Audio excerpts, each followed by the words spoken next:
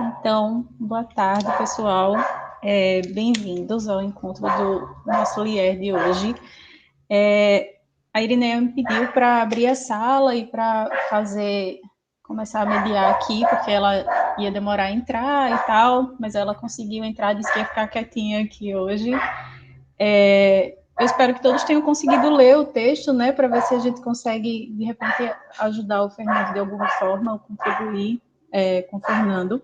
O texto do Fernando é o projeto de pesquisa dele, que se chama O Livro de Mórmon no Brasil Germânico de Vargas, Tradução, Publicação e Apropriação, de 1937 até 1943. Então, Fernando, pode começar. Então, o formato vai ser, eu falo a minha apresentação do projeto e depois a gente discute alguma coisa, é isso? Isso mesmo, você pode apresentar, você faz a sua fala no tempo que você achar que é confortável para você e depois a gente abre para discussão. Beleza, ok. Bom, boa tarde para todos vocês. Primeiro de tudo, muito obrigado pela oportunidade de poder apresentar o meu projeto de pesquisa. Eu sou agora aluno do curso de mestrado, né, curso de pós-graduação da UFAL, e é um momento de felicidade para mim, porque é um objeto que eu sempre quis estudar e sempre quis colocá-lo junto com a historiografia, né, ou seja, ou fortalecer pelo menos esse tipo de objeto na academia. Como você já disse, o título do meu projeto, né, o Livro de Mórmon no Brasil Germânico de Vargas, Tradução, Publicação e Apropriação, de 37 a 43. Bom, geralmente eu costumo falar sobre a instituição religiosa, né, que serve como, onde usa esse livro sagrado, que é a Igreja de Jesus Cristo dos Santos dos Últimos Dias, que popularmente é conhecida como Mórmon, né, ou os Mórmons no plural. Essa instituição, ela foi organizada em 6 de abril de 1830, no leste americano, em Nova York, pelo estadunidense Joseph Smith Jr. Este rapaz, ele tinha anseios por saber da verdade, vamos dizer assim, junto com seus familiares, mas depois de uma experiência espiritual que ele teve, ele, de acordo com seu relato, registrou que houve uma visão, e nessa visão apareceu dois seres, que diz ele ser Deus e Jesus Cristo, e disse para ele que nenhuma daquelas religiões que estava naquela localidade seria certa para ele. Era apenas alguns fragmentos do verdadeiro cristianismo que foi perdido com o tempo. E que ele iria, se ele fosse obediente, ele iria restaurar esses ensinamentos, o cristianismo primitivo. E a partir daí começou uma grande epopeia, vamos dizer assim, uma grande odisseia do rapaz, e depois cresceu, e com o passar do tempo ele começou a receber visitas, de acordo com seu relato, de mensageiros divinos, e que apontou para ele um registro, né, um livro sagrado que estaria escondido pelas imediações, não muito distante da casa dele, e que contava a história de um grupo de pessoas que vieram para cá, para as Américas, né, e estabeleceram aqui também o cristianismo, ou uma certa forma de cristianismo. E ele conseguiu esse registro e começou a tradução dele, e ele deu o nome de O Livro de Mórmon. E esse registro, esse relato, é o resumo de outros registros resumidos por Mórmon, daí o nome, o livro de Mórmon, tá? Então, esse profeta, historiador, vamos dizer assim, ele estudou todos os relatos que estavam disponíveis para ele e os resumiu.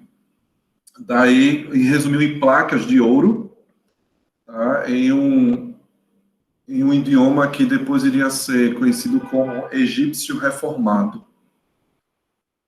Esse livro foi publicado e tempos depois, a história é muito grande, eu não vou ficar nela porque não é interessante.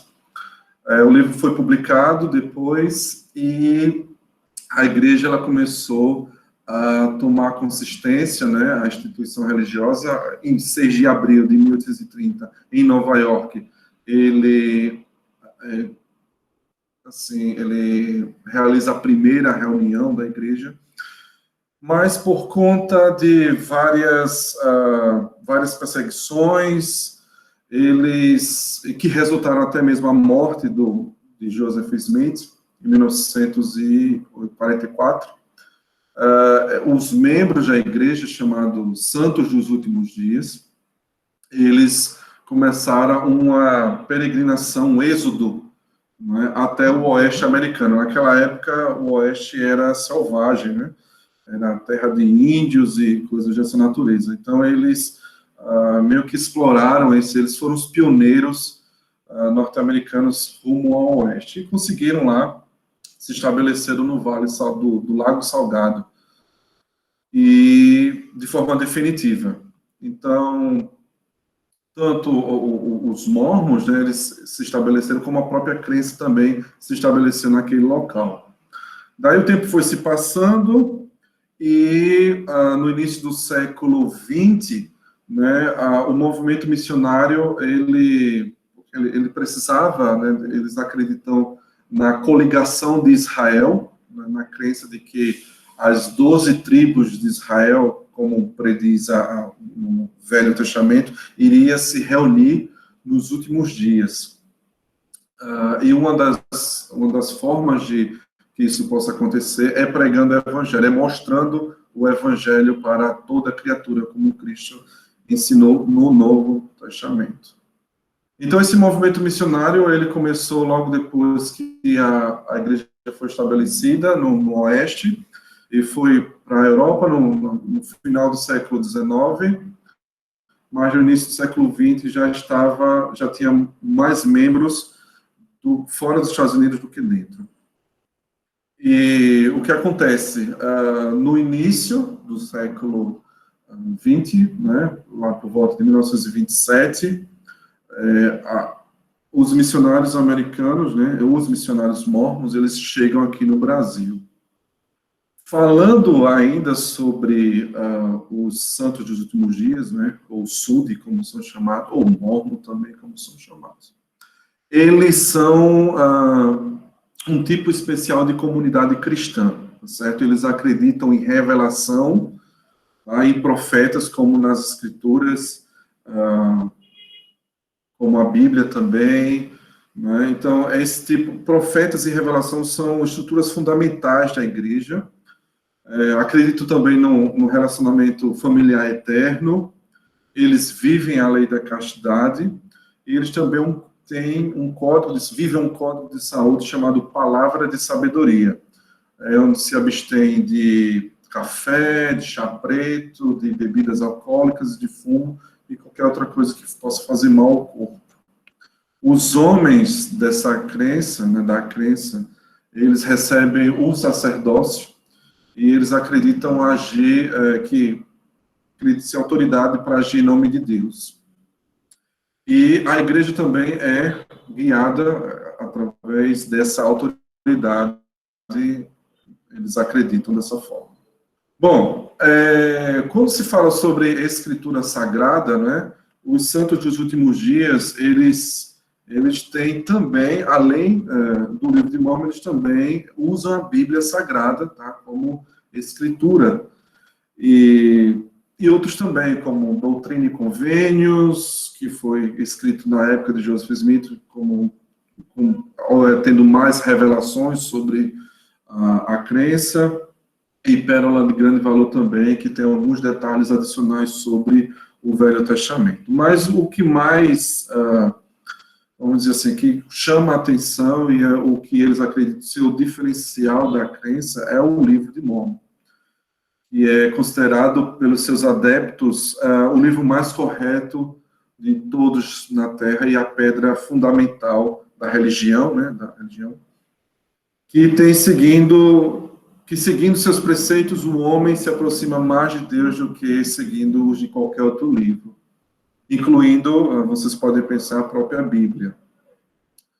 Bom, no meu projeto eu falo essa introdução aí, falo também sobre a experiência que ele teve, e destrincho mais um pouquinho a respeito do livro, né, que o livro teria sido escrito por muitos profetas antigos que viveram aqui nas Américas, tá, e foram resumidos pelo tal profeta historiador chamado Mórmon.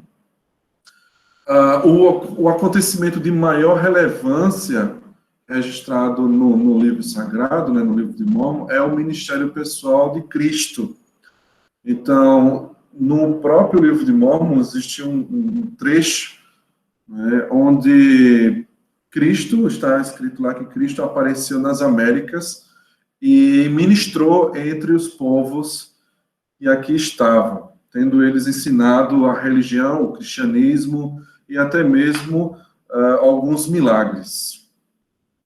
Então, eles acreditam que o livro de Mórmon seria o testamento, né, das Américas, enquanto que do Novo Mundo, né, enquanto que a Bíblia seria o testamento do Velho Mundo. Bom, no final da década de 20, né, com esse proselitismo dos missionários mórmons, os missionários eles chegam aqui no Brasil, agora só que eles não chegam para fazer proselitismo no Brasil, de uma forma geral, sabe? Eles vão para uma colônia de imigrantes alemães, lá em Palmeira, no estado de Santa Catarina. Então, eles vêm para cá nesse sentido na busca de imigrantes alemães. Eles não estavam interessados, a priori, em português, né, e nos brasileiros, no idioma português, ou, sobretudo, nos brasileiros, mas sim nessas famílias alemãs. E eram ensinados no próprio idioma alemão. Então, o núcleo de proselitismo seria esses alemães, essas colônias de imigrantes alemães no sul do Brasil. Bom, apesar da expansão da crença na região, que começaram a partir de alguns meses, houve batismo, houve, como posso dizer, conversões ao mormonismo, né, durante alguns meses, não havia membros nas colônias alemãs o suficiente para sustentar uma forte organização na igreja. Então, para se fazer uma congregação, né, precisava de um líder, né, de um pastor, no caso seria um bispo. E não havia, assim, homens com experiência suficiente ou com habilidade suficiente para poder fazer isso. Quem tomava esse papel de líder nessas congregações eram os próprios missionários norte-americanos. Então, o presidente da missão brasileira, né, que é o homem que administrava esses missionários, essa missão no Brasil, o Rowland Stanley Howells, ele começou a fazer planejamento para expandir o trabalho de proselitismo para a população de língua portuguesa. Tá? Para isso havia, logicamente, a necessidade da tradução do grande carro-chefe da crença, né, do grande missionário, vamos dizer, como os próprios membros da igreja acreditam, que o próprio livro de Mórmon, ele é um grande missionário. Então, haveria necessidade de tradução desse livro sagrado para o português, algo que não seria fácil de realização, uma vez que os membros não havia membros na igreja que conheciam bem o suficiente o português e o inglês, tá? E para completar a situação, né, nós tivemos o Estado Novo de Getúlio Vargas e a sua política nacionalista, né, de dominação exercida pela língua, e uma dessas políticas é justamente essa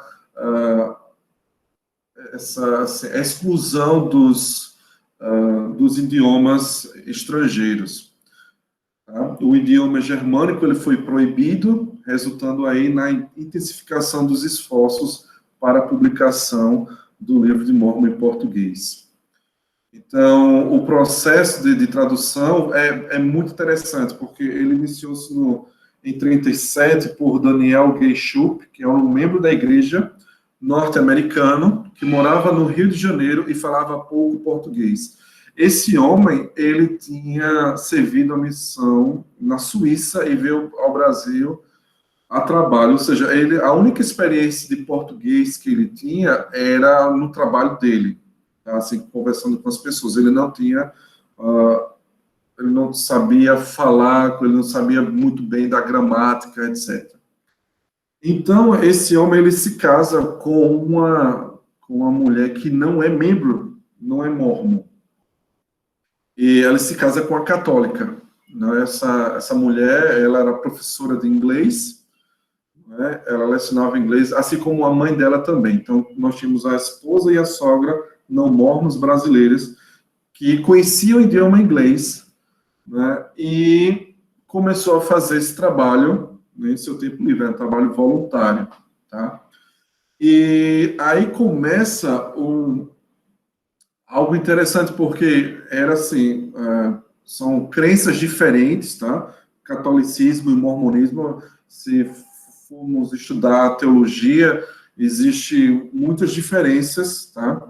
Existem algumas barreiras entre as duas crenças. Claro que existe muitos princípios semelhantes, tá? Estamos tratando aí de cristianismo, então temos algumas raízes semelhantes, mas tem outros princípios, por exemplo, Trindade, que foi um grande problema na tradução da primeira edição do livro de Mórmon, que foi um problema para a mulher, né, e a sogra, ela traduzia de uma forma, e ele, quando via que elas estavam tentando colocar, né, a crença dela na tradução, então ele tentava censurar ou tentava driblar essa situação. Bom, Schupp teve que convencer por diversas vezes, né, como eu já falei, sua esposa e sogra a respeito de alguns conceitos teológicos mormons que eram diferentes do catolicismo. Bom, enquanto isso, né, uma outra tradução foi iniciada por William Van Dorn Lane.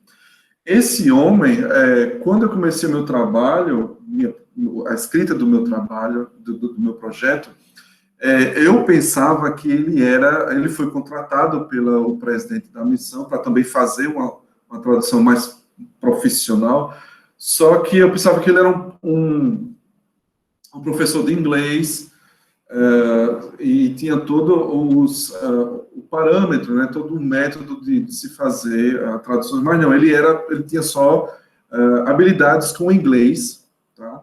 E ele era um presbiteriano. Então, assim, já temos aí uma outra crença misturada também para fazer a tradução de um livro sagrado, né, dos santos dos últimos dias. E ele começa a fazer essa tradução. Eu consegui, depois de muita luta, consegui achar a filha dele, já é uma senhora, e ela me deu muitas informações sobre o pai, e essas informações eu vou usar na minha escrita, na minha pesquisa. Fiquei até muito feliz com essa descoberta. Bom, então ele queria pegar, o presidente da missão queria pegar essas duas traduções e queria aí juntar, mesclar ou comparar para que pudesse, na opinião dele, ainda tinha essa outra via, né? Na opinião dele, a melhor seria publicado. Bom, o texto diz que, embora o trabalho tenha sido bastante atrasado, porque a maior parte foi feita em tempo livre, a segunda tradução foi concluída em março de 39. Até o final do mesmo ano, o manuscrito foi revisado e corrigido 3 vezes. E, além disso, teve a falta por conta da guerra, da Segunda Guerra Mundial, nós tivemos falta de matéria-prima para a impressão do livro. Então, somente em março de 40 que o livro ele foi publicado, né? Curiosamente, ainda vou pesquisar mais ainda sobre isso, somente o nome de Daniel Geschup e do William foram creditados no livro. Nem o nome da ex-mulher de Daniel, eu fiquei sabendo que ele se separou logo depois da tradução, e nem da sogra dele foi creditado no livro. O livro ele foi publicado e houve alguns desdobramentos aí, principalmente no Estado Novo de Getúlio Vargas, com o Estado Novo de Getúlio Vargas. A própria guerra também fez com que os missionários tivessem que voltar para casa, e também o próprio idioma, né, foi proibido definitivamente. E mais adiante, o tempo do presidente Howard passa e vem outro presidente, e esse próximo presidente, ele, para demonstrar uma tentativa, uma lealdade com o governo brasileiro, ele manda queimar toda a literatura alemã que tenha sido produzida ou colocada à disposição dos membros, fazendo aí com que houve um próprio missionário na época, eu coloco isso no projeto, ele disse que foi como arrancar parte da alma dos santos alemães, ver sua preciosa literatura queimada. Então, a partir desse episódio, né, dramático, é que definitivamente a língua da igreja, né, no Brasil não é mais o alemão, e sim o português. Bom, o meu projeto, ele corre justamente essas linhas aí, tá? De verificar como foi a tradução do livro de Mormon, se houve, como a liderança, né, da igreja, como se deu, né, como recebeu a tradução do livro de Mormon, né, considerando assim o seu interesse em resguardar a doutrina, ver se, de acordo com os documentos que eu estou tendo acesso, como foi a apropriação do livro sagrado entre os brasileiros, não só mais entre os imigrantes, mas também principalmente aos paulistas, né, que eles tinham muita influência ali naquela parte.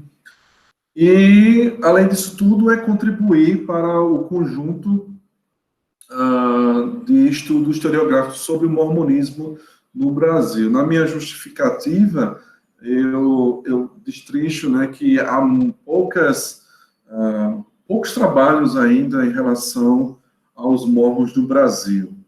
E, assim, é uma comunidade que vem crescendo muito, né? Já tem mais de 1 milhão de membros, já tem quase 2 milhões de membros no Brasil, e, assim, exerce várias influências na política, nas Forças Armadas, enfim, nas comunicações.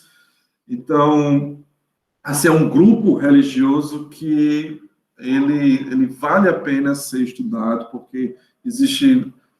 Eu só estou pegando esse episódio, assim, né? Porque existem várias outras assim, outros tópicos a serem estudados, a serem pesquisados sobre os mormons no Brasil. É isso. Obrigada, Fernando. Então, parabéns pela apresentação. Dá para perceber Obrigado. que você tem muito domínio sobre o tema. Então, vamos abrir para as perguntas. E aí, quem dos colegas quer começar a fazer pergunta para o Fernando?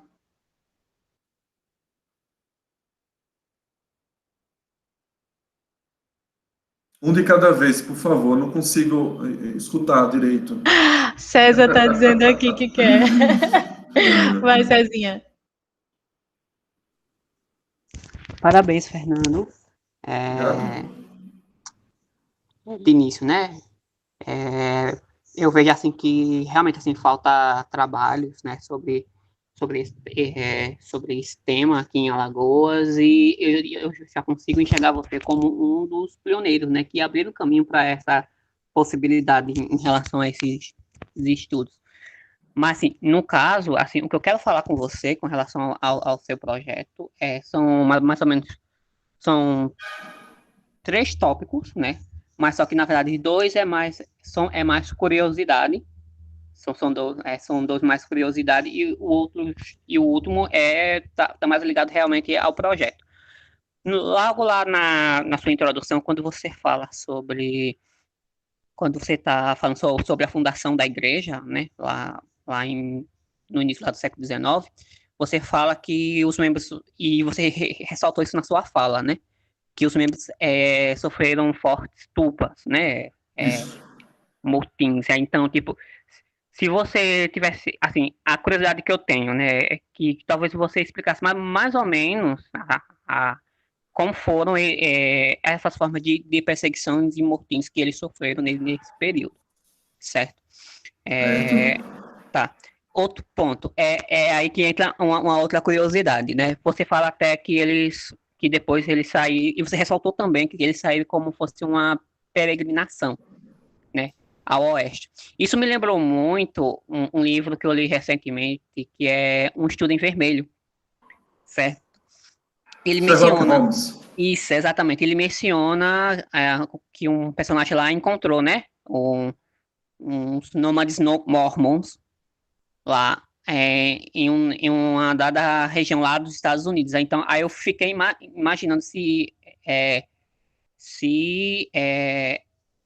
assim, de início foi surpresa, foi surpresa porque como eu desconheço a própria história dos Mormons, eu não sabia que eles tinham passado por esse tempo realmente enquanto nômades, entendeu? Nômades, né? Aí eu achei, aí eu fiquei me questionando agora, né? Fiquei me questionando se o autor do Sherlock Holmes se inspirou realmente, né, nessa situação. E aí, a partir da sua fala, provavelmente sim, né? Outro ponto é com relação que eu quero destacar a sua metodologia. Tipo, você deixou bem claro, né? Delineou assim, as fontes que você quer trabalhar, o método, né, que você quer utilizar a história oral, quer dialogar com análise de conteúdo, mas eu senti falta na, na descrição quando, quando, você, quando você menciona, né, o método escolhido vai ser a história oral, que vai trabalhar com sujeitos que viveram ou tiveram conhecimento nesse período, mas assim, eu senti falta você mencionar quem eram esses sujeitos, certo? Assim, talvez uma nota de rodapé, você indicando quem serão essas pessoas que você pretende entrevistar, né? Pode ser, a não ser que você pretenda entrevistar essas pessoas dentro de uma perspectiva mais de anonimato, não sei. Mas eu senti essa, durante a leitura nessa parte da metodologia, você apontar, né, se eram membros, ou seja, pessoas que eram da liderança, se eram pessoas que estavam nesse período na época, como missionários na época. Então, eu senti falta disso, né? Assim, no demais, eu gostei muito do projeto, viu? Está de parabéns. Obrigado. Deixa eu te responder, peraí. Olha só, ótimo, obrigado pelas perguntas e pelas palavras, tá? Eu vendo aqui, parece realmente, eu não coloquei no meu parágrafo, quando eu falo história oral, eu não coloco, assim, os sujeitos, mas no próximo parágrafo, né, eu coloquei, quando vou falar sobre diários pessoais, né, eu coloquei sobre, eu explico sobre isso, que serão consultados os registros pessoais dos missionários que serviram entre 37 e 43, dos seus líderes eclesiásticos na ocasião e dos adeptos. Então, o que acontece? História oral, agora, eu não vou ter, assim, como fazer, tá? Porque, por exemplo, a pessoa mais, os vivos desse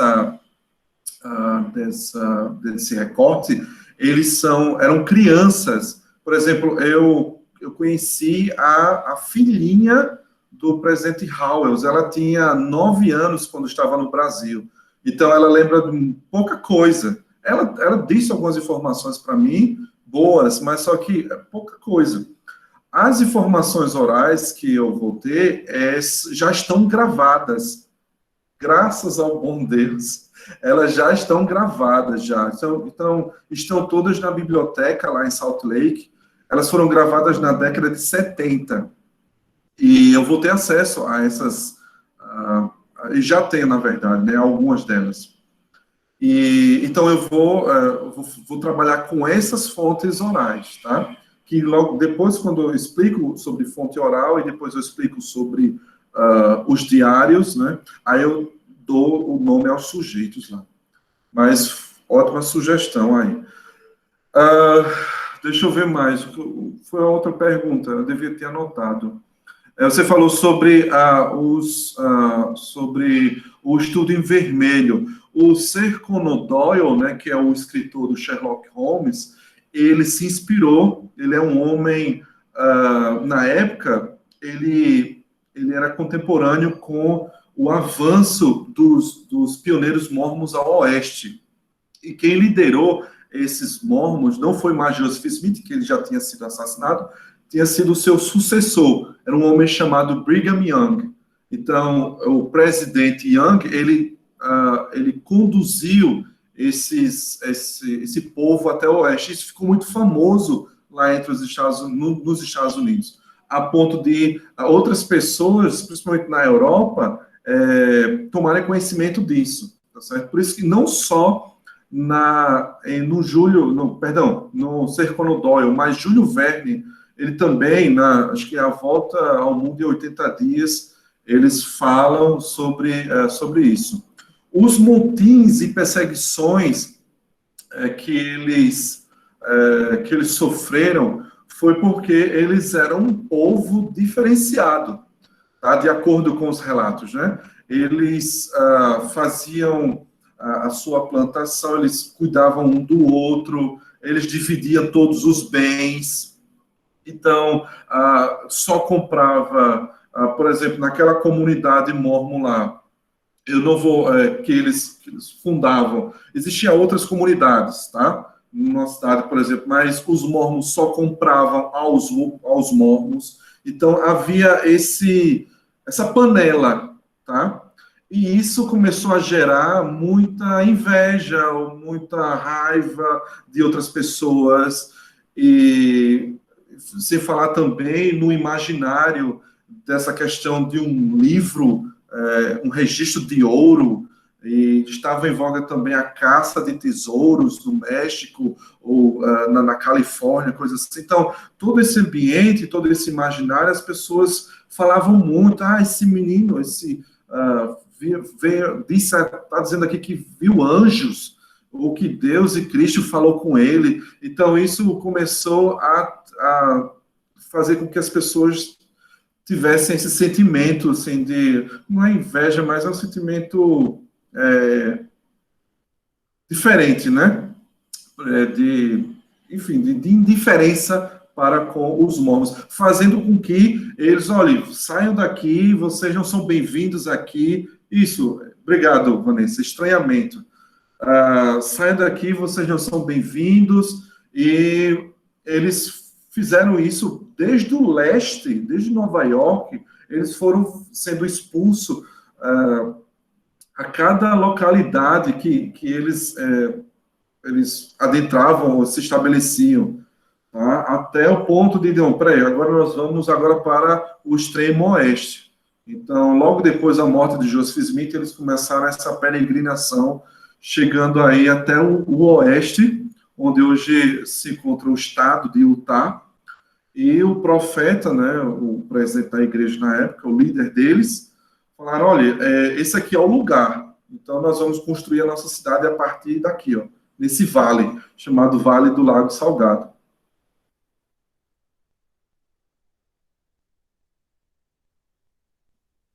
Pronto.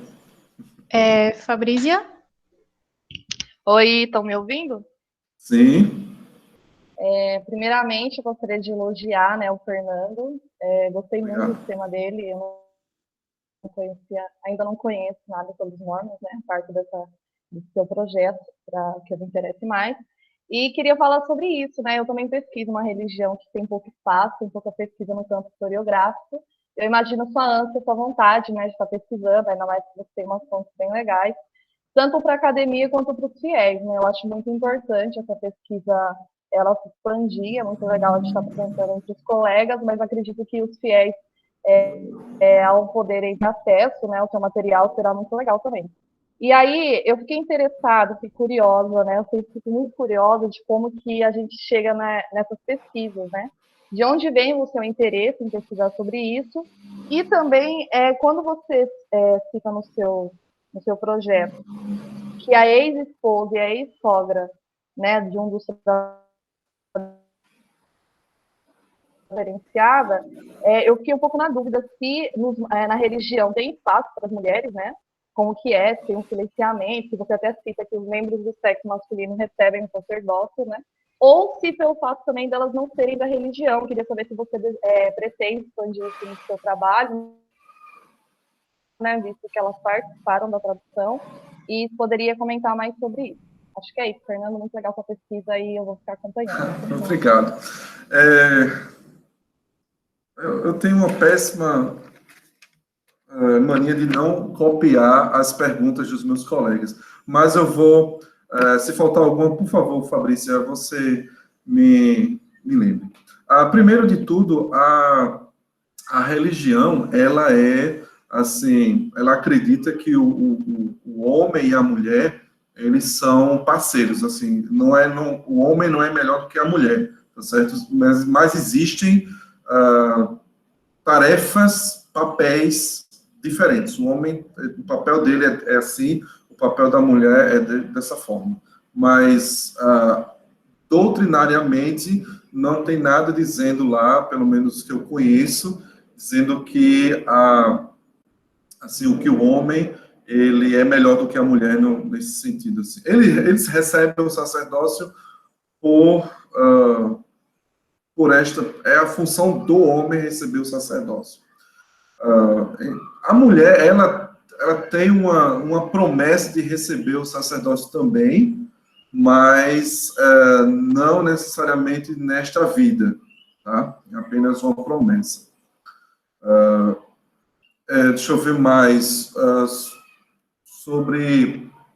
É uma coisa diferenciada, é uma situação atípica, essa questão do Daniel ter se casado com uma não-mormon, tá? Geralmente, os santos dos últimos dias, eles casam entre si, como geralmente toda religião, né? Eles têm a tendência de se casarem entre si para não haver conflitos ideológicos, coisas assim.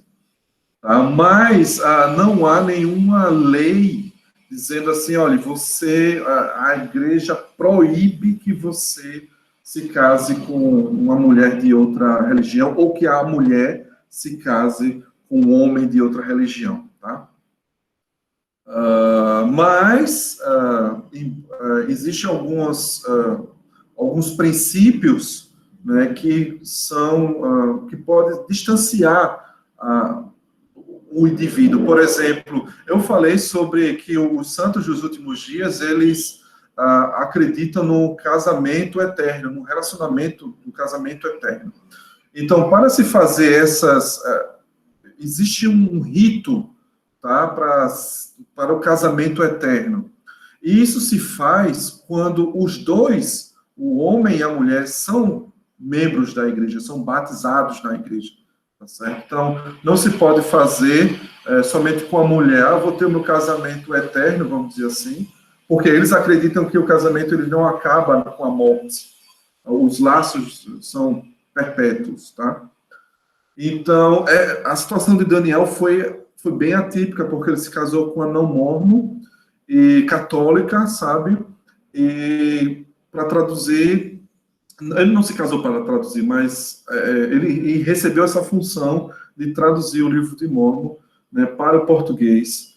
Né? E eu já estou me adiantando, talvez, mas eu já vi também, já estou até com o meu projeto adiantado, eu já vi que existe alguns nuances de doutrina católica na tradução da primeira edição. E eu vou discutir isso bem mais adiante. Sobre a questão dos fiéis, eles realmente, pelos que eu tenho contato, eles estão vibrantes, assim, pelo menos os que gostam de história, gostam de saber os pormenores. Na verdade, os santos dos últimos dias, brasileiros, eles só são alimentados, vamos dizer assim, em suas escolas dominicais, pela a história norte-americana, da igreja norte-americana. Eles não são poucas as vezes que tem, assim, uma citação, uma história, uma experiência de um santo dos últimos dias brasileiro. Geralmente o pioneiro norte-americano, fulano de tal, norte-americano. Então, poxa vida, já temos quase 100 anos do mormonismo no Brasil e os manuais de escola dominical não podem acrescentar histórias dos brasileiros. Então, essa é uma das coisas que me vem à cabeça, sabe? Então, talvez esse projeto e vários outros esforços que eu tenho fazendo podem mudar isso.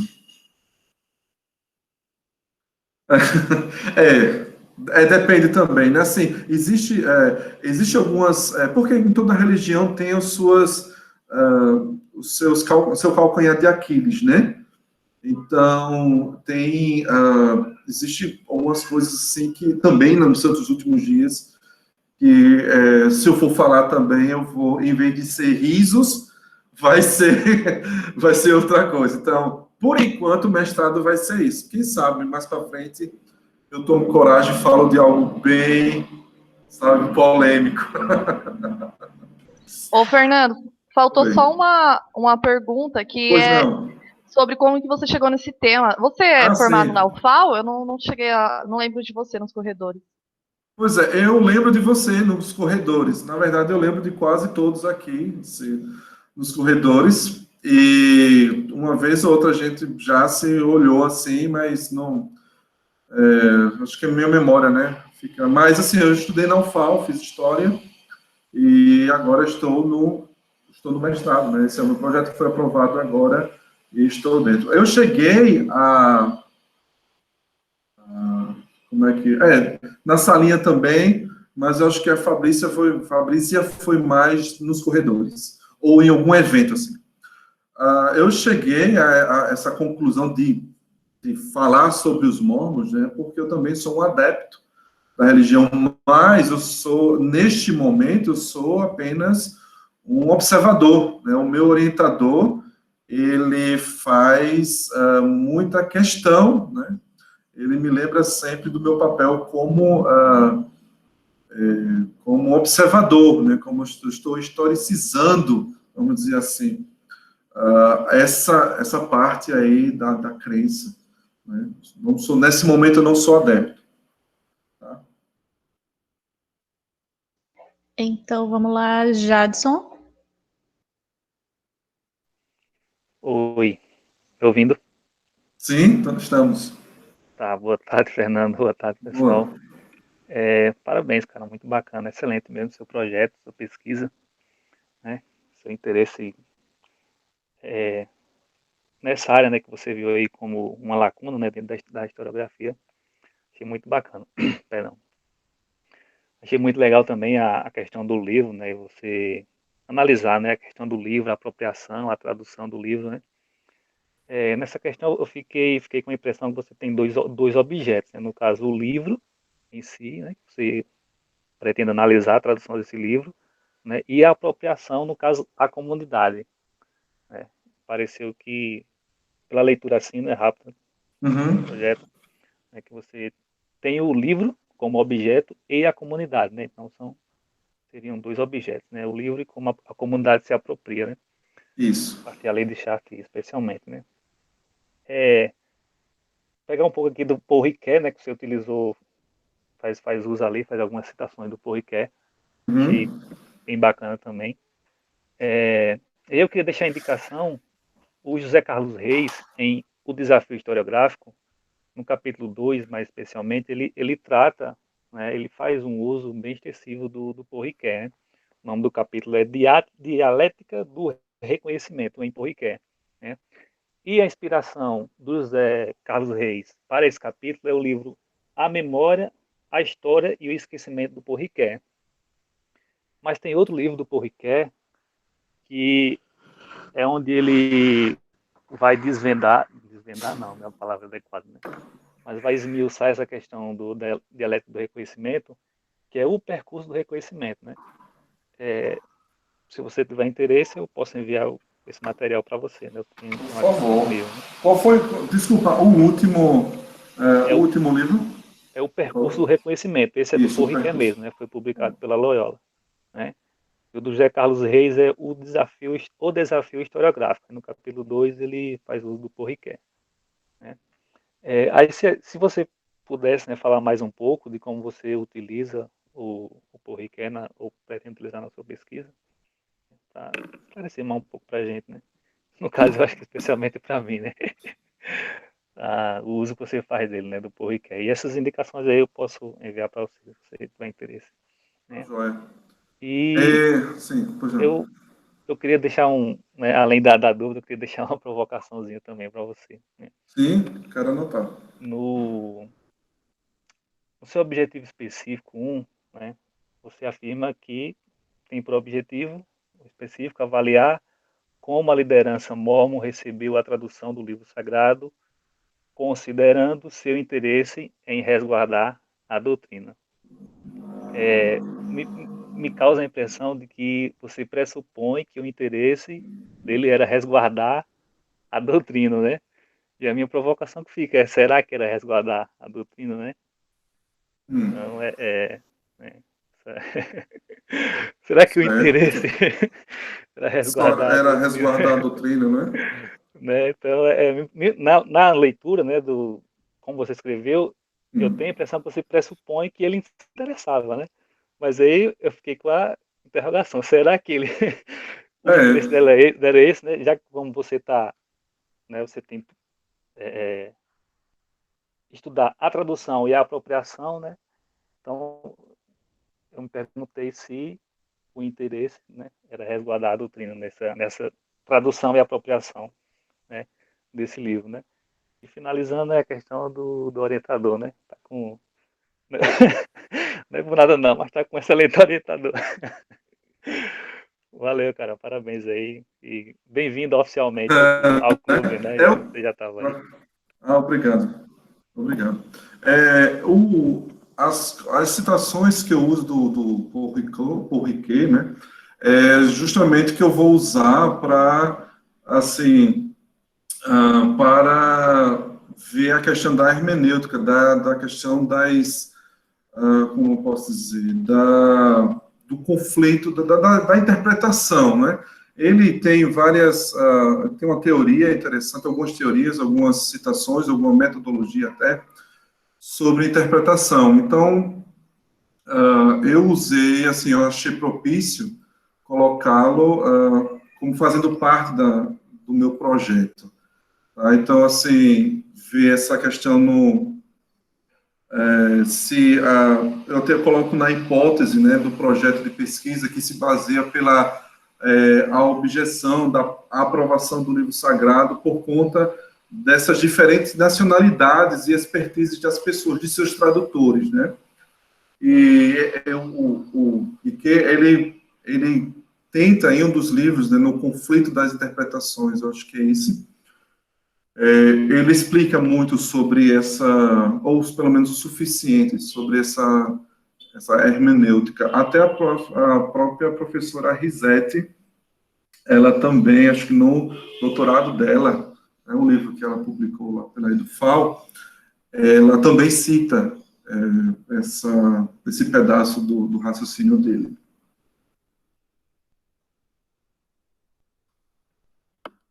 E eu vou querer os livros, tá? Por favor. Beleza, eu vou pegar seu e-mail depois, tá? Obrigado. Obrigado. Outro. Agora, professora Irineia. Eita. Peraí. Eita, peraí. Peraí, eu tenho que ir ali. Até parece, camarada. Boa tarde, gente.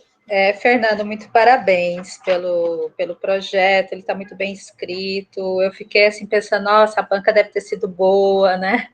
Deve ter sido tranquilo, não foi nada pesado. E eu fico muito feliz, então, de você ter já conseguido, de fato, o seu objetivo, né? Porque você já estava há um tempo preparando esse projeto, querendo entrar no programa, então, super bem-vindo e muito parabéns, viu?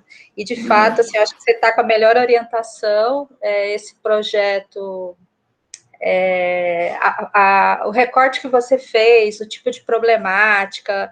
Então, eu pensei muito no Pedro, ao ler o seu projeto, eu pensei muito no Pedro e pensei muito em Raquel também, né?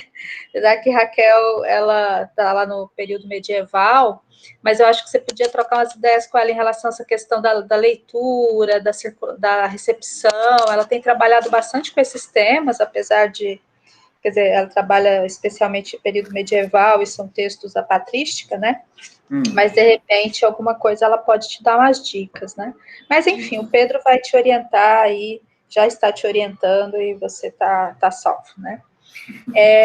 Várias coisas me passaram pela cabeça lendo, e da mesma forma que os colegas aqui, nossos companheiros, é o nosso desconhecimento em relação ao mormonismo, ou melhor, aos santos dos últimos dias, né?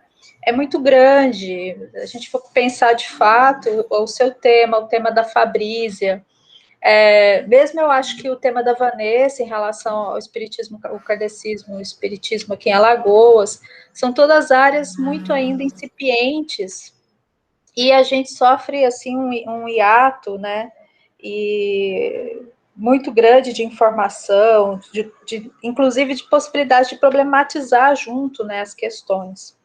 Então, a leitura que eu fiz, ela vai meio que pegando, mais ou menos de maneira transversal, algumas problemáticas. Aí eu tenho algumas questões para te fazer, que é para ajudar na minha ignorância, e também para puxar um pouquinho já numa perspectiva da história social, né? Porque você está na linha 2, beleza, bacaníssimo, está super bem centrado na sua problemática, mas naquilo que toca os temas que perpassam as relações socioculturais ou políticas, da relação dos mormons, das missões aqui no Brasil, aí eu tenho algumas questões, né, ver se você pode já adiantar para nós. Primeiro, em relação ainda à questão do livro, né? Porque houve outras revisões em relação ao livro, quer dizer, esses dois momentos que você traz no projeto, que é essa tradução onde as duas brasileiras ajudam e aquela tradução que o presbiteriano contribui, né? E aí você tem a junção disso em um livro, que foi esse que foi publicado em 1940, né? É isso, né? Isso. Beleza. E aí, a partir daí, houve mais revisões em cima dessa tradução, ou essa tradução continua sendo a tradução que é utilizada ainda hoje? Essa é a primeira pergunta, né? Se não, o livro atual, quer dizer, a edição que é utilizada atualmente na igreja, ela é qual edição? Qual tradução, né? Outra coisa, se nesse período aí, talvez não fosse interessante para você observar um pouquinho as fontes de imprensa, no sentido de notícias que porventura poderiam sair, eu não sei se saíram, talvez nos jornais das colônias alemãs, né? E aí o problema é o alemão, eu acho que como é que você está do seu alemão? Mas, de repente, haveria notícias, um pouco desse debate que foi, da questão da relação toda, já que é uma grande problemática, né? Quer dizer, a sua grande problemática é como no período Vargas, esse controle que foi feito em relação ao uso da língua germânica, né? E o fato de você ter que adaptar para o português. E será que isso na imprensa não apareceu na imprensa? Não sei se na imprensa no Rio Grande do Sul, em Santa Catarina, mas na imprensa nacional de alguma forma, ou campanhas de difamação, porque como nós sabemos que a religião hegemônica, ela estava sempre fazendo campanhas de difamação em relação às outras, né? Se de repente os mormons também não tenham passado por algum tipo de campanha de difamação, ou censura, não sei, algo que poderia, de repente, ser captado nessas fontes de imprensa, né? E aí, essa primeira edição, então, essa primeira tradução, qual é a tiragem dela? Eu não lembro se você chegou a comentar quantos livros foram publicados nessa primeira tradução. E se você tem esse número, se você passar, por favor. Aí, a outra pergunta em relação ao governo Vargas, porque você havia comentado que o missionário, ele havia tentado minimizar, então, seus problemas com o governo Vargas, e aí já no contexto da guerra tal, e aí resolveu fazer essa queima drástica, né, dessa documentação. Isso é uma atitude bastante drástica. Então, para chegar a esse ponto de você queimar a literatura, que tipo de aproximação você tinha desses sujeitos com os membros do governo? Quer dizer, com quem que eles falavam, ou se eles não recebiam... quer dizer, quem é que dizia para eles se comportarem de tal ou tal maneira? A questão que eu fiquei é quem é que fazia a mediação entre eles e o governo Vargas, ou suas diferentes instâncias de governo? Era através da chancelaria alemã, ou a repressão mesmo, né, Sidney? Quer dizer, quem eram os agentes da repressão, os agentes que iam chegar para eles e tentar colocar as normas, né, ou as regras, né, ou fazer essa repressão, né? Ou se será algo vago, algo que estava mais ou menos nas notas e notícias, a partir do momento que o Brasil declara guerra à Alemanha. Então, um pouco desse processo do contexto, mais ou menos para a gente entender, porque se havia, como você explica para nós, né, que antes essa missão ela estava realmente muito centrada nas colônias alemãs, então não era algo assim com pretensões de ser nacional, Jadson, né, os agentes do Santo Ofício, né? E que depois, é claro, a partir do momento que você tem uma tradução, aí você vai ver as possibilidades de atender, né, ou de fazer, então, sua pregação entre um público brasileiro. Mas se você tiver já algo sobre isso, aí seria bom saber, né, dessas relações com o governo, essas relações oficiais. Acho que por enquanto era isso, assim, vou ficar atenta, ansiosa para ler seu trabalho, e obrigado. Espero na disciplina que a gente também vai ter vários momentos para poder debater. Obrigada, querido, parabéns, viu? Obrigado. Então, falando sobre as revisões, né, depois que esse presidente da missão, ele envia cartas para a cidade do Lago Salgado, onde é a sede da igreja, dizendo que no livro de Mórmon tinha doutrina católica Então, há uma preparação para uma segunda edição, mas isso aí é só alguns anos depois. E acontece essa segunda edição, tá? E depois acontece uma terceira edição, nos anos 60, uma outra edição, e nos anos 80, uma outra edição. Então, assim, foram várias, já estamos, se eu não estou enganado, na 8ª edição. Agora, muitas delas, assim, não são necessariamente para corrigir, assim, alguma tradução errada, né, uma palavra errada, mas é mais ortografia por conta de várias reformas ortográficas que nós tivemos ao passar do tempo aí. E coisa pouca, assim, que de palavra, né, são coisas poucas, assim, que eles mudaram. Nada que há uma mudança na doutrina, sabe? Como aconteceu na primeira edição do Livro de Mormon. Sobre essas fontes de imprensa, eu já tenho me adiantado bastante, né, com a Hemeroteca Digital, né, a nossa mãe, né, que coisa fantástica, né? Viva a tecnologia! E eu tenho descoberto algumas coisas, agora é mais questões de, por muitos e muitos anos, afim.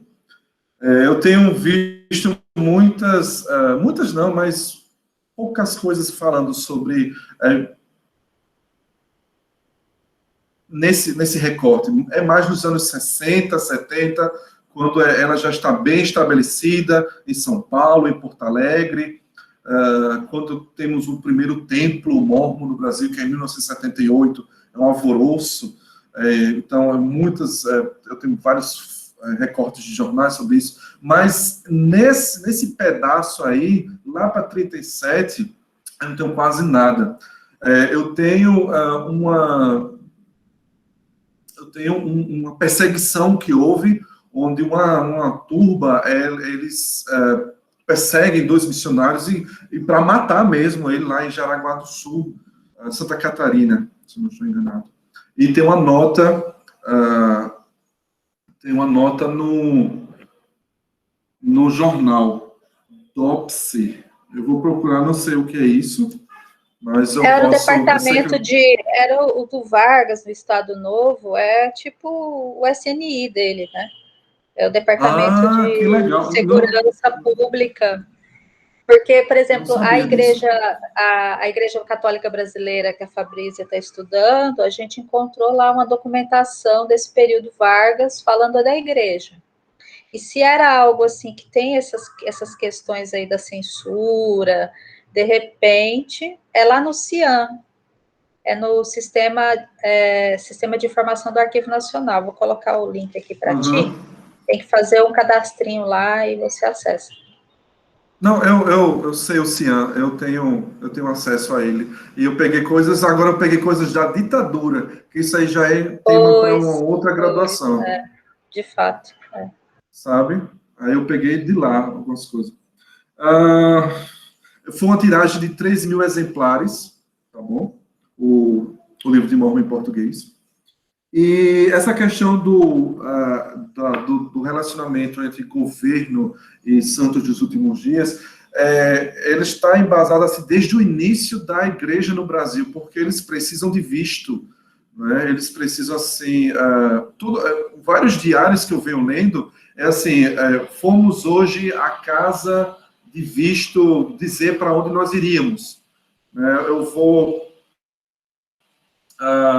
Eu e meu companheiro fomos para a polícia dizer, olha, vamos ficar nessa cidade tantos dias. Então, assim, eles sempre faziam questão, acho que era uma orientação, dizer, olha, estamos aqui, tal. E também tem a questão que eles eram perseguidos por serem também espiões. Então, essa fama de espiões, ela vai perdurar até a Guerra Fria toda também, né, por conta do Vietnã e etc. Isso também já é outra história. Mas ali também eles já estavam... também a guerra estava se aproximando, né?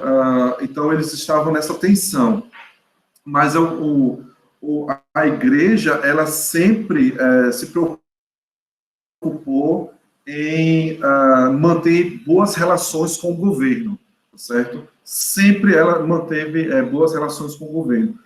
Os governos gostam dos santos dos últimos dias porque em uma das crenças é a submissão a reis e a governantes.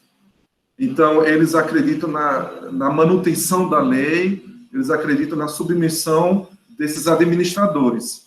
Então, isso faz com que haja uma empatia entre o governo. Mas essa situação dramática do Zeng Miller, do presidente Zeng Miller, foi justamente para dizer para o governo, olha, nós somos americanos, estamos aqui, somos a favor de vocês. Então, vamos aqui queimar toda essa literatura. Né? Isso é um episódio muito dramático, que até hoje poucas pessoas sabem disso, né? E parece que alguns fazem questão de esquecer, porque ou não se sabe exatamente se foi um impulso do administrador da missão, né, do Zeng Miller, ou se foi como posso dizer, uma orientação. Certamente não foi uma orientação do governo. Tá? Ele fez isso mais para demonstrar aí lealdade ao governo, para que depois ele não tenha problema. Até porque sempre havia chegada de missionários, né, norte-americanos, e tem todo esse processo aí de visto.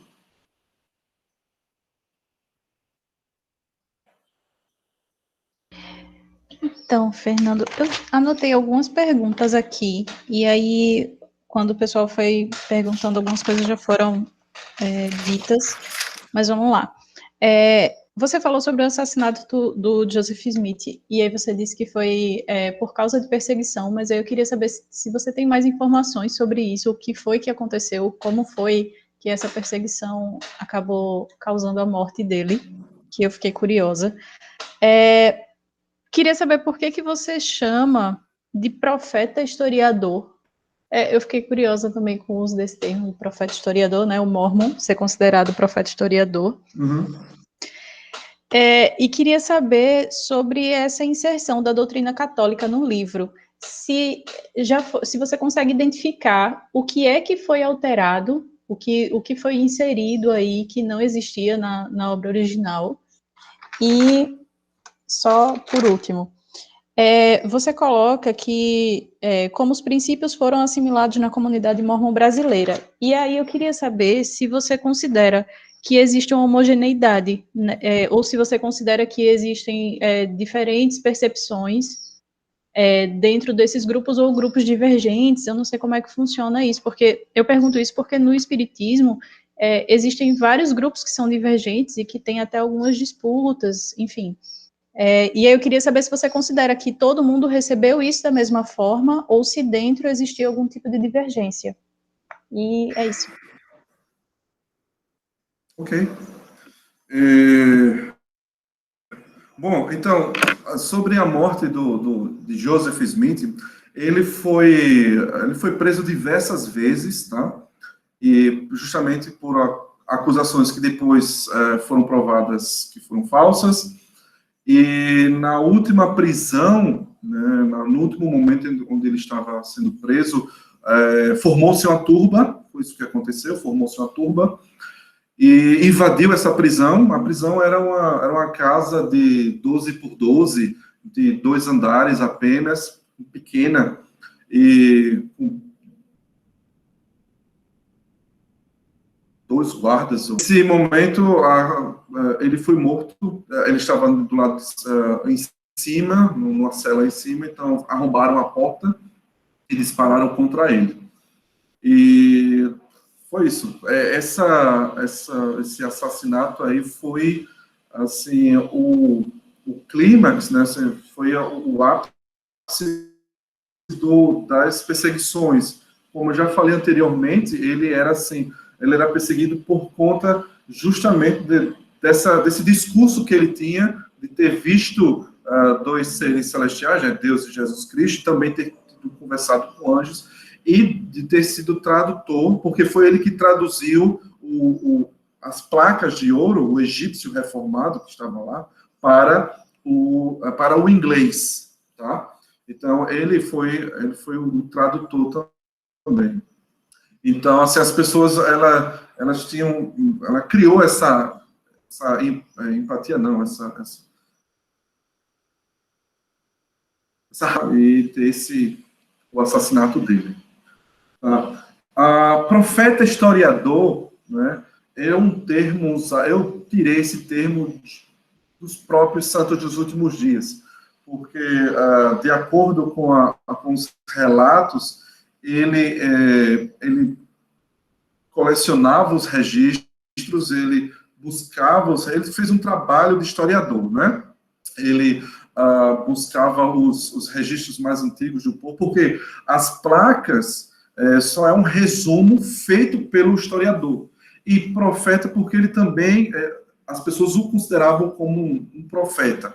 Então, ele pegou vários relatos, vários registros que tinha nas Américas e fez compilando, né, nessas placas de ouro, né, de acordo com o costume mórmon. Tá?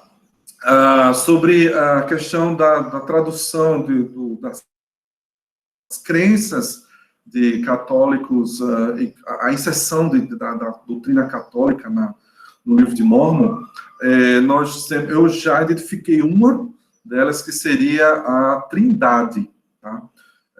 Existe uma diferença aí entre o que a Igreja Católica acredita ser a Trindade, né, o Pai, Filho e Espírito Santo, e existe uma diferença, isso é diferente do que os santos dos últimos dias acreditam. Então, e foi um dos motivos que o próprio Zeng Miller viu, disse, olha, aquela mulher e a mãe dela, elas colocaram coisas erradas aqui no livro e está sendo disseminado para muita gente no Brasil. Então, causou esse alvoroço aí em meados dos anos 40.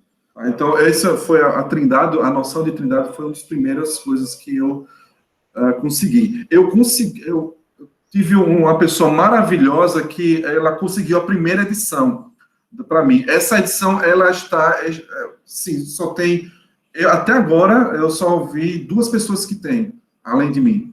Né? Então, assim, é uma edição que não se acha, ela só tem na biblioteca em Salt Lake, e agora, por conta da pandemia, eles não vão digitalizar para mim, não tem funcionário lá.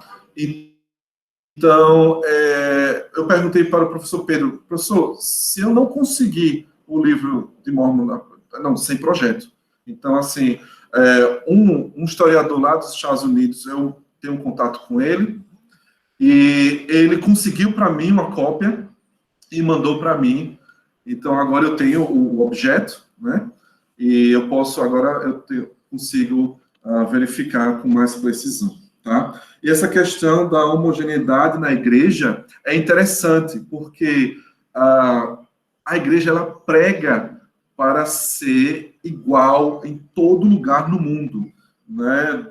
Diferente de qualquer cultura. Ela consegue se adaptar, de certa forma, a cultura, mas ela prega para ser igual, tá? As capelas, se vocês já perceberam, elas têm uma arquitetura semelhante, a organização, ela é igual, né? Os discursos são iguais, né? Não que é a mesma palavra, mas assim, é o mesmo ensinamento, sabe? Existem pessoas que, desde vamos dizer assim, do presidente da igreja, existem outros homens e mulheres que são treinados, são mais experientes, que vão nas capelas, vão em determinadas comunidades treinar os mais novos. Então, ela preza muito por isso, tá? Mas, em algumas ocasiões, isso se torna diferente. Tá? Por exemplo, eu já soube que aqui no Brasil o povo é mais coração aberto, sabe? Gosta, aquela coisa de brasileiro, né? Que gosta de agregar mais. Lá nos Estados Unidos, olha, você na sua casa, eu na minha, às vezes a gente pode conversar. Então tem esses nuancezinhos assim da própria nacionalidade, mas de uma forma geral ela se esforça muito, sempre se esforçou para ser uma igreja assim, só, sabe? Uma só estrutura, apesar de que o mundo ele é muito complexo, né? Temos muitas culturas aí. E, claro, existem dissidentes, né? Tem pessoas, por exemplo, essa mesma religião que é o que estamos falando, ela já foi polígama, né? Ou seja, os homens dessa igreja já tiveram várias mulheres. Não acontece hoje mais isso, mas em um determinado momento já aconteceu. Existe hoje pessoas que ainda pregam isso, mas não são da igreja, tá? São dissidentes. Eles foram, sei lá, excomungados da igreja, excluídos da igreja, porque a igreja hoje ela não prega mais isso. Mas isso aí é uma outra história. Mas o que eu quero dizer é que tem pessoas que ainda pregam coisas que não se faz mais. São o que eles chamam dos dissidentes. Eles acreditam no livro de Mormon, acreditam na Bíblia, etc. e tal, mas mas fazem coisas que não se fazem mais. Nessa, o Sidney pediu a palavra, só mais assim, sendo muito chata, só porque aproveitar o que o Fernando falou, que é a questão da diferença da trindade. E aí eu fiquei curiosa, se é a questão da coisa de ser 3 pessoas em uma, se tem a ver com essa coisa das pessoas. Sim. Então, desculpa, professor. Não, é porque assim, no catolicismo, pelo que eu lembro, é isso, né? A trindade, mas são 3 pessoas em uma, quer dizer, o Deus Pai, Deus Filho e Deus Espírito Santo, que é o mesmo, mas cada um é um só, né? Tem essa coisa, né? E aí, então, no caso, nos mormons seria diferente essa concepção. Porque eles acreditam que Deus, o Pai, é um, Deus, o Filho, é um, e o Espírito Santo é outro. São três personagens. 3 separados. Entendi. Pois é. Aí as mulheres queriam dizer, não, são juntos. Então houve essa... Eu imaginei que tinha sido algo assim. Algo nesse sentido. Separa, junta. Desculpa interromper, Vanessa. Não, acho que é isso. Vamos lá. Sidney tá aí? Tô sim. Tô aqui apreciando e aprendendo muito. Bem, primeiro, todo mundo tá me ouvindo, Fernando? Sim, claro. O pessoal tá me ouvindo bem. Primeiro eu queria parabenizar a academia, porque eu acho que é uma raridade isso, né? A academia se abrir dessa forma para pesquisar tantos grupos religiosos, né? Já que o Brasil é tão diversificado. E para mim é uma grande surpresa, porque está pesquisando os mormons, espiritismo, protestantismo, catolicismo, e antes era mais só o catolicismo e, assim, abriu-se também para as religiões afrodescendentes, né, a título cultural. Mas para mim está sendo uma grande surpresa e uma felicidade imensa, porque é uma atitude de inclusão da academia. Então está de parabéns os professores, né, da Universidade Federal de Alagoas, por essa grande abertura. E está de parabéns também, Fernando, porque não é um assunto fácil, não. É um assunto muito difícil, já pela ausência, né, de fontes bibliográficas, principalmente, né, que a gente basicamente não encontra tanta coisa dessa natureza. Mas eu queria fazer algumas perguntas a título de curiosidade, para aprender mesmo, que eu quero saber. Eu tenho aqui uma versão do Livro dos Mormons que é corrigido em 1958, que é uma revisão de 1958. E aí a minha pergunta é sobre essa questão do livro que você está trabalhando especificamente, né, das traduções. A Igreja Católica, e o seu recorte é década de 40 também, fala sobre esse período. Até esse período, a Igreja Católica ela ainda é extremamente dominadora da religião no Brasil, a gente sabe. E eu sou protestante. O livro, a Bíblia protestante, já era muito rejeitada e ainda é um tanto rejeitada pela Igreja Católica. Eu gostaria de saber, apesar dessas inserções que você disse que foi colocado trechos, né, católicos dentro da Bíblia, e também nessa minha tradução vem dizendo que existe, né, citações também da Bíblia né, dentro do Livro dos Mormons, a minha pergunta específica, a minha primeira pergunta é sobre essa questão da aceitação desse livro dentro desse contexto religioso predominante que é católico. Né? Se houve muita pressão, muita perseguição, se ainda há, né? Porque é uma coisa que há continuidade. Então essa é a minha primeira pergunta. A minha segunda pergunta é sobre os não identificados e classificados dentro dessa pluralidade de cristianismo que existe, porque ela se autodenomina, pelo menos a nomenclatura, como é?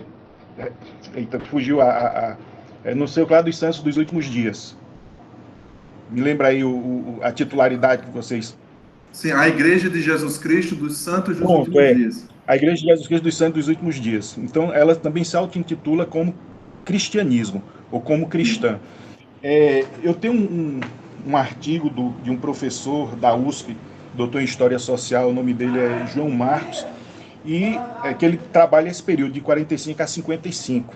E ele, no seu trabalho, ele identifica que a Igreja Católica, nesse período, ele coloca alguns inimigos específicos.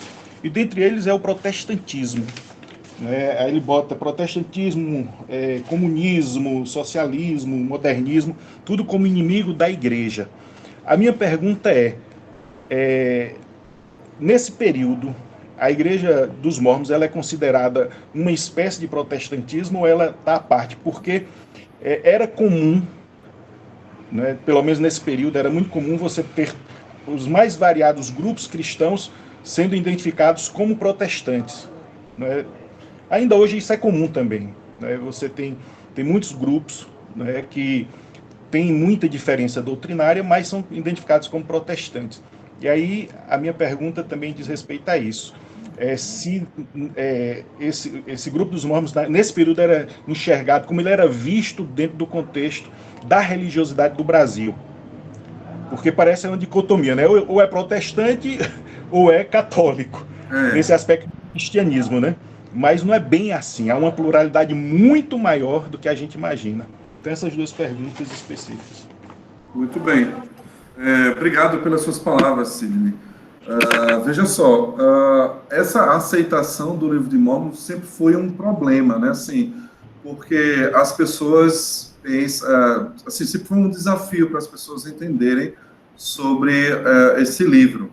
Há muito, assim, geralmente se nega por conta de, é uma outra Bíblia, então eu não preciso mais de uma outra Bíblia, e até existe uns dizeres, né, uns versículos na própria Bíblia Sagrada falando sobre esse questionamento.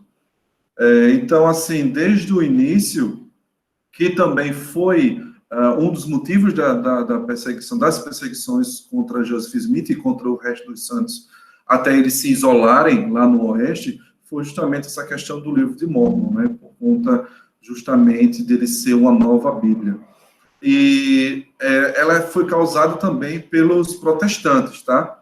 Na verdade, pelas duas bases majoritárias do cristianismo, que seria o catolicismo e o protestantismo. Então, eles sempre também perseguiram bastante, principalmente os batistas, tá, e os católicos. Então, sempre houve alguma perseguição. A citação, ela nunca foi, assim, de coração, ou seja, fácil. Né? Lógico que os números estão aí, existem pessoas interessadas, naquela ocasião também, houve um ritmo. Agora, nesse recorte que eu vou trabalhar, ele, assim, os mormons eram considerados insignificantes. Era um grupo, né, assim, de no máximo 100 pessoas espalhados pela região sul e sudeste do país. Assim, eram pequenas congregações, eram 7 numa congregação, 12 em outra. Então, assim, para a Igreja Católica, aquilo, assim, poderia ser esmagado muito facilmente, com apenas um discurso de um padre, como aconteceu diversas vezes. Os missionários entravam em uma comunidade, o pastor luterano, ele ia lá e no próximo domingo ele já dizia, tem 2 missionários, tal, então já afastava o povo, os missionários daquele povo, a Igreja Católica também fazia do mesmo jeito. Eu tenho dificuldades, eu estou tendo ainda dificuldades, na verdade, eu tenho um pouco êxito, né, que eu consegui algumas fontes, justamente nessa questão como posso dizer, quando o idioma germânico, né, o alemão, ele é assim, proibido no Brasil. Quem sofreu de fato foram os protestantes, tá? Os luteranos, porque existem prisões. Eu consegui muito mais relatos sobre os protestantes do que os próprios mormons. Aí, de certa forma, até algumas violências também aconteceram. Mas já entre os mormons, não, eu encontro, quando chega esse período, está tudo em alemão, eu estou aprendendo alemão, algumas coisas eu tenho que estar falando, né, ou lendo, e chega um determinado momento, eu estou vendo as atas de 1937, 38, é quando chega, da noite para o dia, está tudo em português. Aí, primeira oração, não sei o quê, tal, discurso, quem vai falar. Então, estava todo em alemão e agora está em português. E vez ou outra está em inglês por conta dos missionários também. Então, isso já é interessante, né? Aí daí eu já consigo ver outros documentos nessa mesma linha. Já também respondendo a sua segunda pergunta, né, os mormons, eles não consideram protestantes, né, serem protestantes, eles se consideram uma comunidade cristã diferenciada, tá? Eles não se colocam na categoria de protestantes, embora, por exemplo, nesse recorte temporal, eles usavam o hinário, né, muitos hinos da igreja luterana, dos protestantes. Se você pega o hinário hoje, dos santos dos últimos dias, você vai ver muitas canções, muitos hinos lá, né, de 1700, 1800, né, de protestantes dessa temporalidade, embora que tenha hinos da próprios compositores mormons, tá? Portanto, então eles se consideram uma comunidade separada dos protestantes. Fernando, eu só tenho mais uma pergunta. Não. Tá ouvindo? Tô ouvindo. Eu prometo que é a última.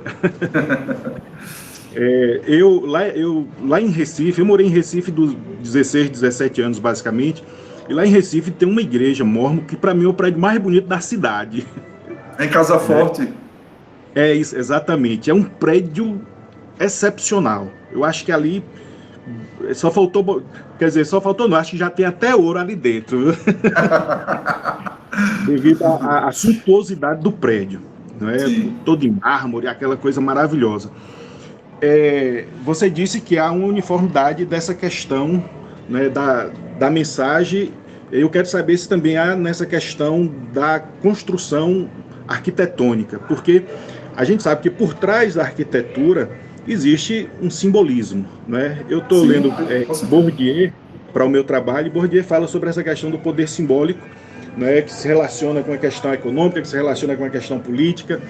E a igreja dos mormons, ela tem essa preocupação, ou pelo menos lá em Recife, deixou bem clara a preocupação de ter esse prédio, né, com essa suntuosidade. Então a minha primeira pergunta é essa, sobre essa questão simbólica, se por trás dessa informação há essa... E a segunda questão é que a gente é evangelizado comumente por duas pessoas mormons, que são super bem vestidos, são pessoas bem instruídas, pessoas educadas, não é? E que tem aquele padrão, né? Sempre aquelas mesmas roupas, seja homem ou mulher, não é? E são comumente pessoas bonitas. Não são pessoas assim bonitas dentro do padrão de beleza que a gente conhece, não é? Socialmente falando. Então há um simbolismo por trás disso também. Aí a minha pergunta é se justifica o que eu estou lhe dizendo, se é esse simbolismo, se é não é, essa preocupação, não é, por trás tanto da arquitetura como dessa aparência social que se apresenta. Beleza, pergunta fantástica. E eu sei responder. Veja só. Não é? Então, o prédio que você viu no Recife é um templo. Ele é diferente das capelas que geralmente você costuma ver aqui pela cidade, por exemplo. Ali, eles são feitas outros tipos de práticas religiosas, tá, que não são feitas nas capelas comuns, por assim dizer. Então, eu falei no início que os mormons, eles acreditam no casamento eterno, né, no relacionamento eterno, perpétuo. E dentro desses edifícios que são feitas essas cerimônias religiosas. Esses templos, eles são, como posso dizer, inspirados nos templos de Salomão. Essa grandiosidade que você tem feito, tem dito aí, eles advêm de Salomão, dos templos da antiga Israel. É por isso que existe assim uma preocupação em colocá-lo assim da melhor forma possível.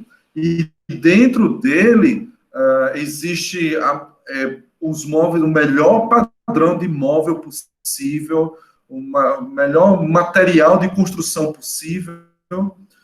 Por exemplo, aquele prédio ali, ele tem capacidade, assim, a fundição dele, por exemplo, é de um prédio aí de 15 andares.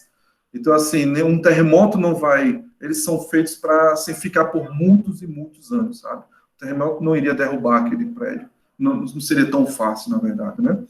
Então, assim, há um simbolismo nisso também, porque o santo dos últimos dias, ele vê o casamento, né, como uma instituição orquestrada por Deus, criada por Deus. Então, a meta, vamos dizer assim, é o templo. Então, logo ele se torna um símbolo para o santo dos últimos dias. Tá? Nesse recorte que eu faço, não existia no Brasil, nem sonhava. Tá? Um templo parecido com aquele era lá na cidade do Lago Salgado, em Salt Lake City. Tá? Os missionários, você falou, esse padrão gravata, né, camisa branca, bem... isso daí, sim, também é um símbolo. Eles aprendem que os missionários são representantes de Jesus Cristo. Então, eles têm que se portar, né, como tal. Né? Então, assim, no modo de falar, isto é, na educação, na pregação, né, eles precisam não andar de qualquer jeito, né, assim, mas tudo isso é ensinado porque o que eles vão representar é a instituição, não é, a religião deles, e o próprio Cristo, né, e também a família deles. Eles usam, hoje em dia, usam uma plaqueta, que é Elder fulano de tal, Elder fulano de tal. Então, geralmente é o sobrenome da família, Elder Silva.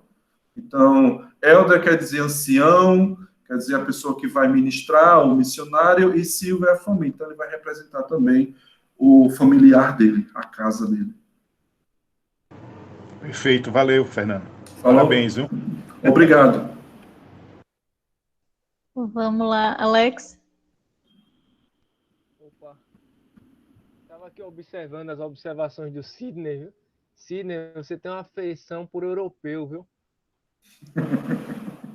Mas eu concordo com você também, com o Jadson. Eu também fiquei na dúvida se Não tá dando para ouvir, não. Tá dando para ouvir? Tá bem baixinho, Alex, o teu áudio. Tá dando para ouvir agora, Vanessa?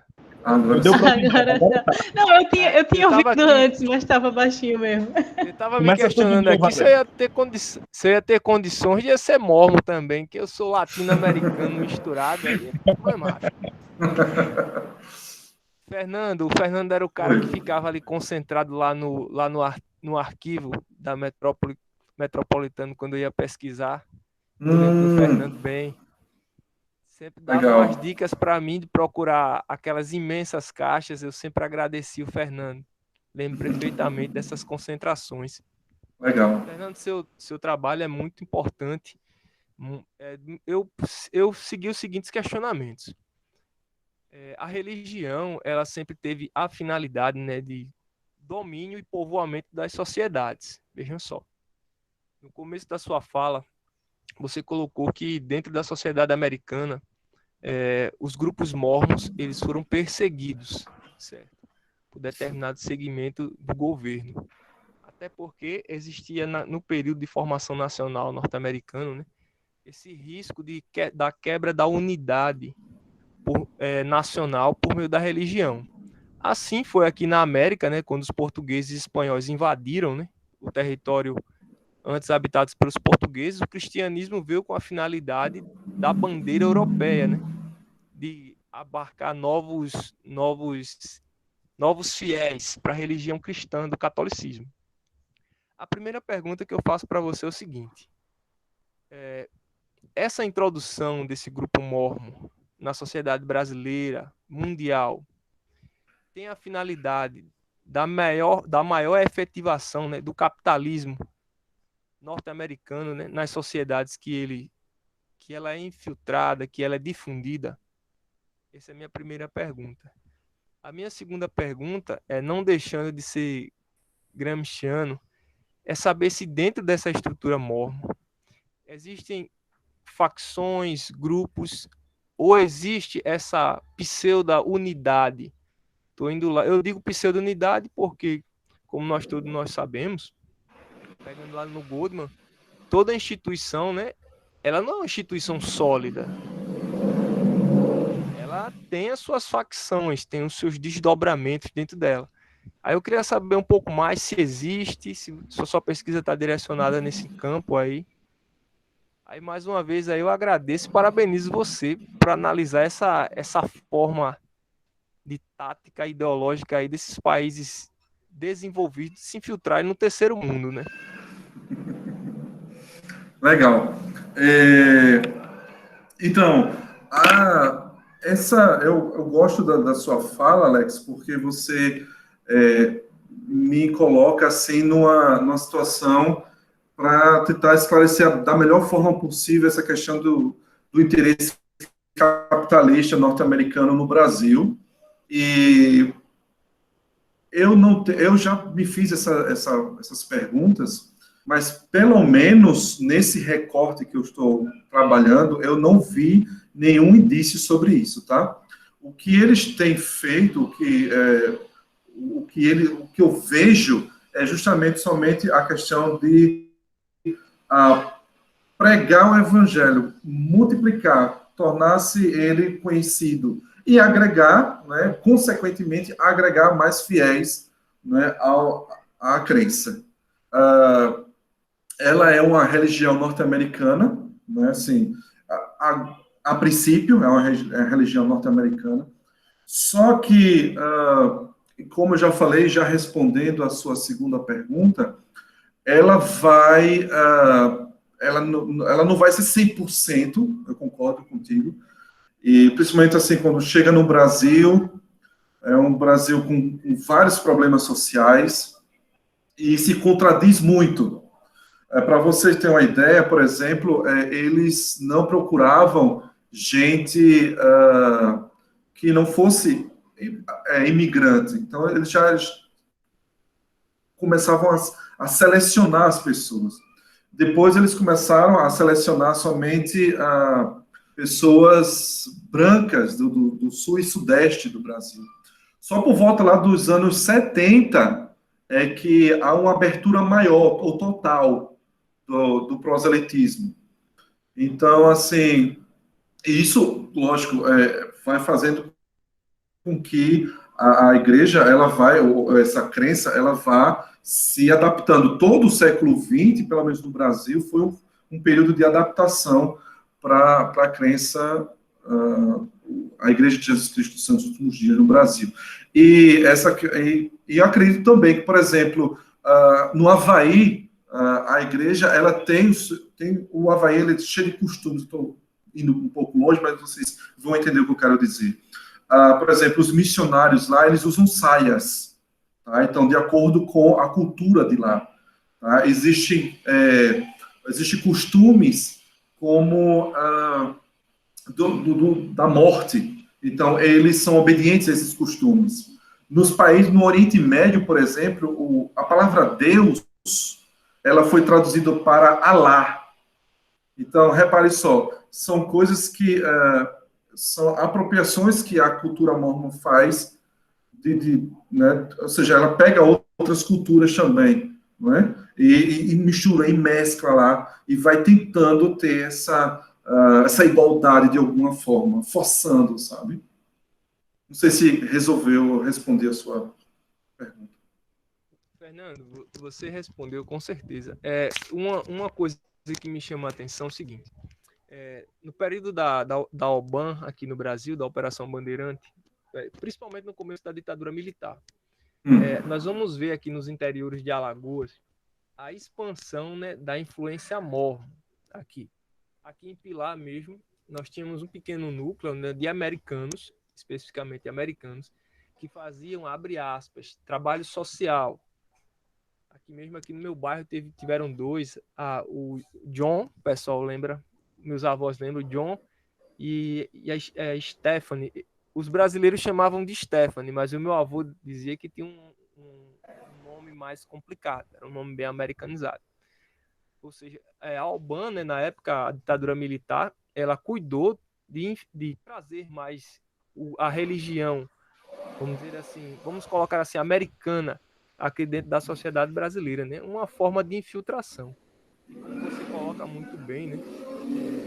Essa característica da infiltração, né? De colher, se adaptar dentro da cultura local, né? É uma forma de domínio. O catolicismo fez isso, o movimento protestante fez isso, e entra no aspecto que o Sidney, né, muito bem colocou, essa questão do poder simbólico de se introduzir dentro das sociedades, né, como uma forma de infiltração para dominar. Hoje em dia nós estamos vendo uma ação um pouco reversa com relação à Igreja Universal. Está sendo infiltrada, né, nos países da África, e alguns países hoje estão expulsando, porque se apropriaram dessa cultura, dessa mesma técnica que os mormons fizeram, né? Parabenizar mais uma vez aí você pelos seus comentários. Muito obrigado. Obrigado. Gente, mais alguém tem alguma pergunta para fazer para o Fernando? Se não, a gente encerra a sabatina por aqui. Mais ninguém? Então, vamos lá. Queria agradecer a participação de todo mundo, agradecer a participação. Fernando, foi um debate maravilhoso, foi muito legal. Bom. Queria agradecer a Irineia pela confiança também. E eu acho que seria bacana se a gente fizesse umas rodadas assim também, cada dia um coordena a reunião, né? Sim. Vamos criando um grupo mais horizontalizado, como dizem. Eu gostei da experiência, foi massa. E é isso aí, vou passar para o Fernando para fazer as considerações finais. Você é professora, Vanessa? Não sou não. Eu sou mestranda, sou não, professora. Já tá o Alex me chamou de professora no chat, mas foi tirando onda comigo. Não, ela então... é professora, não está se formando. Está escondendo o jogo, ela, Sidney. Parabéns, conduziu com muita tranquilidade, viu? Obrigada, Sidney, obrigada. Então, eu vou passar para o Fernando para fazer as considerações finais, e aí eu encerro a gravação para Irineia passar os informes. Certinho? Então, isso aí, vamos pessoal. lá, Fernando. Ok, eu vou ser breve, né? Eu quero agradecer a todos vocês. Eu tive alguns brainstorms aqui, né? Deu para rever o projeto de uma outra forma, de outro ângulo. Isso é muito bom, é um exercício fantástico. E agradeço também por toda a ajuda, todos os comentários, né? Vários ângulos diferentes nos dá assim, mais capacidade de tornar o trabalho final mais excelente, né? Assim, mais prazeroso. E esse vai ser meu projeto, né, nos próximos meses, de pegar resgatar essa narrativa, né, de entre 1937 a 1943, sobre a tradução, né, do livro de Mormon em português, né, e rever como se deu e publicizar, né, essa pesquisa, publicar essa pesquisa, e eu tenho certeza também que isso vai movimentar, não é, o meio religioso, tanto entre os fiéis santos dos últimos dias, quanto também outros interessados também. Eu só queria agradecer mais uma vez, né, e essa é a minha fala final. Obrigado. Obrigada, Fernando. Eu vou encerrar aqui.